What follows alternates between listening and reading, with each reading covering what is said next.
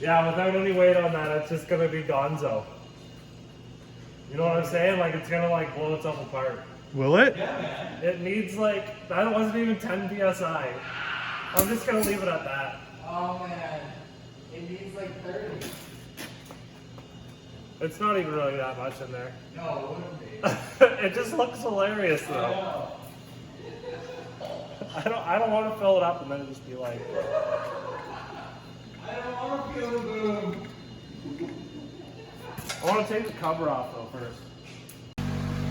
All right, so I'm just kind of doing a little bench test on this airbag just to show you guys how to leak test it with soapy water. And this is only 10 psi in here, right? Yeah. So normally you do this in the vehicle with the weight of the suspension in the vehicle, keeping the bag in place. You wouldn't want to put much air into this airbag, but just with 10 psi you can see it leaking right there. Now, this cover goes over here. This thing's garbage anyway, so I cut it off. Don't do that on yours. But the top piece of this cover is just zip tied on up around here. There's a zip tie that runs around here. And the bottom piece actually snaps on around the bottom, and you just pop it off underneath of there. Be careful not to like poke the airbag. Also, if you do that, it's a pain in the butt to like get that back on.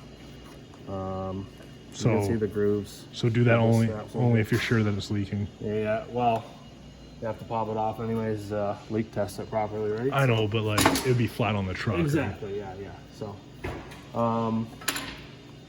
yeah, I'll just spray that down. Pretty significant leak. And there's multiple spots that it's leaking too.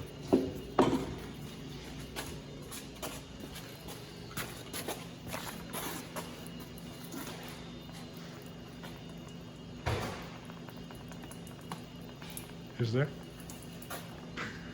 Well, just over by that hole. Oh, multiple spots In that area. that area. Like one there. There. Now, probably just the layer of rubber. Yeah, true. I'm sure there's an inner portion of the bag, but you get the idea.